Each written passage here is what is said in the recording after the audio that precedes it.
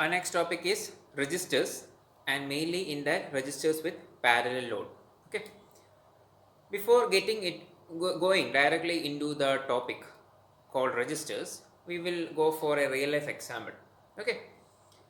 Uh, we go to our our computer labs, and in that particular lab, when we what we call, there is a register, that book where we give the details of us, okay, name, roll number, and also you may put a sign that or the time in. And when we leave the room, when we leave the lab, we give the timeout stage, timeout also, okay, that particular time.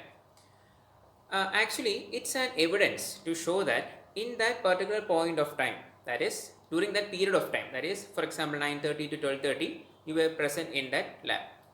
You were not in the classroom, you were present in that particular lab. So in future, if any doubts, or if anything, any cross checking is necessary, or what we call, if we need to check anything, uh, it's an evidence that in that particular point of time you were present in that particular lab. Okay, after that you came back to classroom.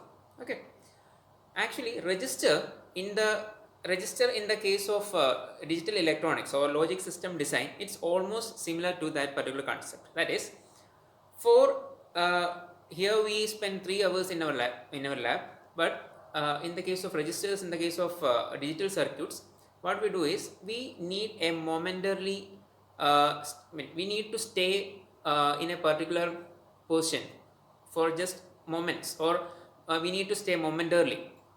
We use registers. Say for example, if there are if there are 4 inputs, A, B, C and D. These are 4 inputs, and the value of these inputs are 1101, that is binary numbers. Before taking that particular number to another circuit, or before that gets ready, we need to keep this 4 digits, that is A, B, C, D, that is 1101, into a particular flip flop. Okay, because flip flop is something that holds one value, right? Flip flop is something that holds one value.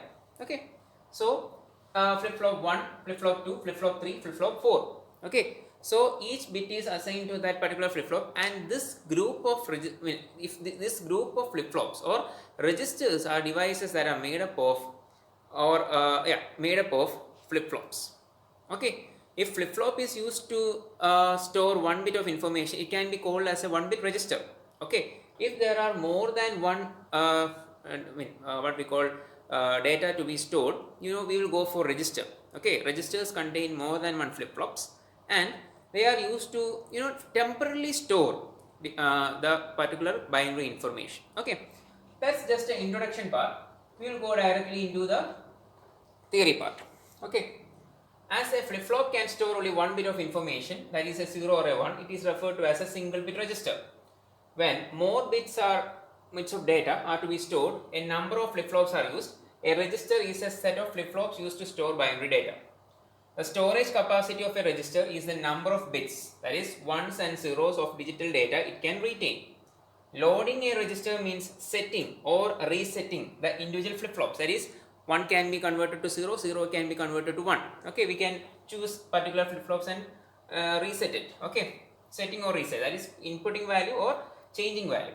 That is inputting data into the register so that their states correspond to the bits of data to be stored.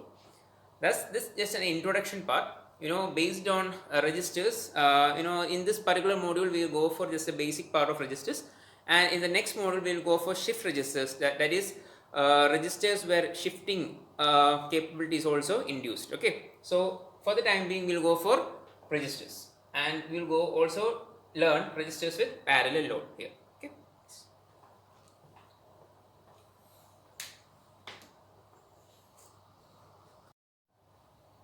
Our next topic is buffer register.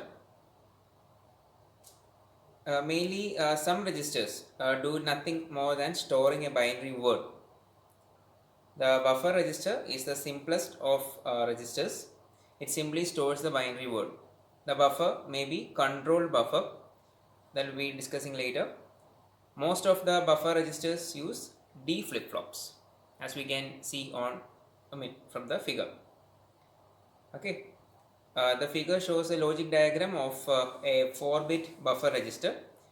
The binary word to be stored is applied to the data terminals. On the application of clock pulse, the output word becomes the same as the word applied at the input terminals. That is, the input word is loaded into the register by the application of the clock pulse.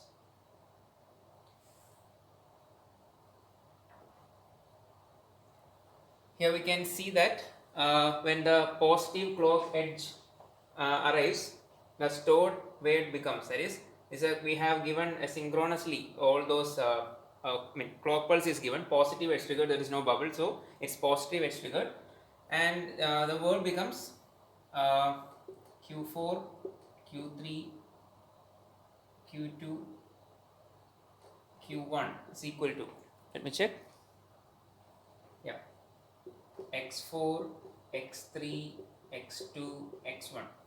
Okay, in general we can write that Q is equal to X. That is, whatever input we give, that is X1, X2, X3, X4, same is the output. Okay, in general we can write Q is equal to X. Okay.